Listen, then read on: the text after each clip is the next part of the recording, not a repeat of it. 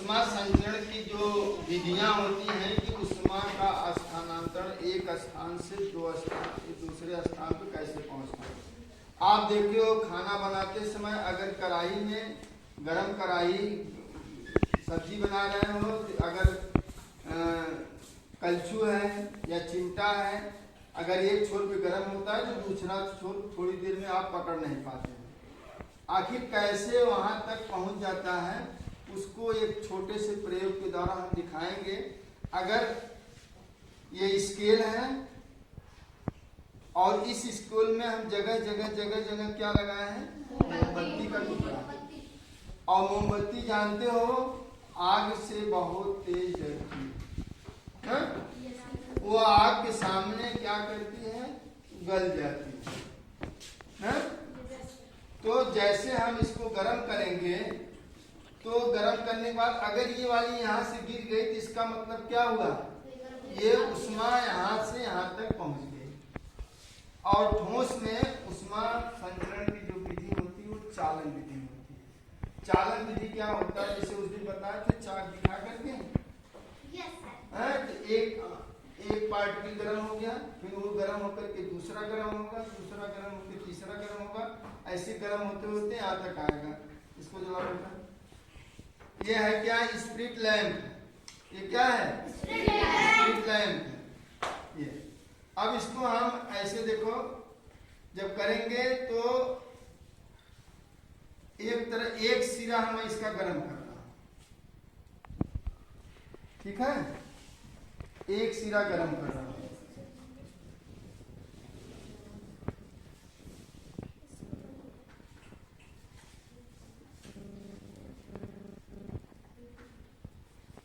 एक सिरा गर्म होगा, वो धीरे धीरे क्या होगा, वो चालन विधि द्वारा वो एक पार्टिकल गर्म होगा, उसके बाद दूसरा के बाद तीसरा। एक देखो ये एक गिर गया ना, माने यहाँ तक उष्मा पहुंच गई है। देखो यहाँ तक उष्मा पहुंच गई, थोड़ा नजदीक से, यहाँ तक क्या हो गई, उष्मा पहुंच गई है। इसीलिए जब भी लोहे या कलछुल में क्या होता है, लकड़ी का वो लगाया जाता है ना, लकड़ी का क्या होता है, बेंट लगाया जाता है, जिससे क्या होता है कि उष्मा का संचरण जो है अगर उस हिस्से पे पहुंचे तो लकड़ी के कारण जो है हमको जलन न हो या हम उससे जल न पाए, क्योंकि उष्मा का कुचालक होता है लकड़ी जहां गर्म करते हो वहीं तक होती है, उसका विस्तार नहीं होता, ठीक है। अब इसके बाद जो है लग रहा है वहां तक पहुंचेगा।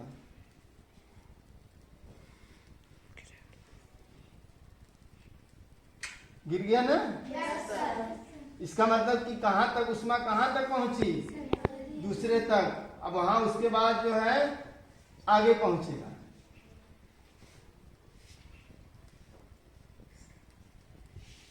इसीलिए ये तो थोड़ा सा पतला लोहा था, मोटा होता तो और तेज। इससे मोटा लोहा जब गर्म होता है तो इसमें थोड़ा सा स्टील का भी अंश है। ये देखो गिरने वाला ही है वो, जबकि हम एक छोर पे गर्म कर रहे हैं।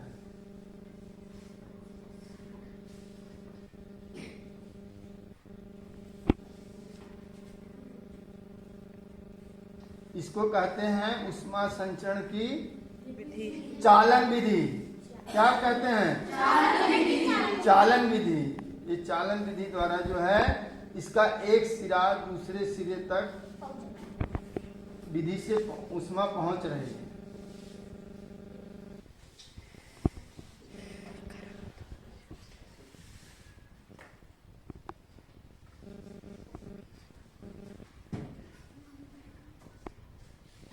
पकड़ो इसको,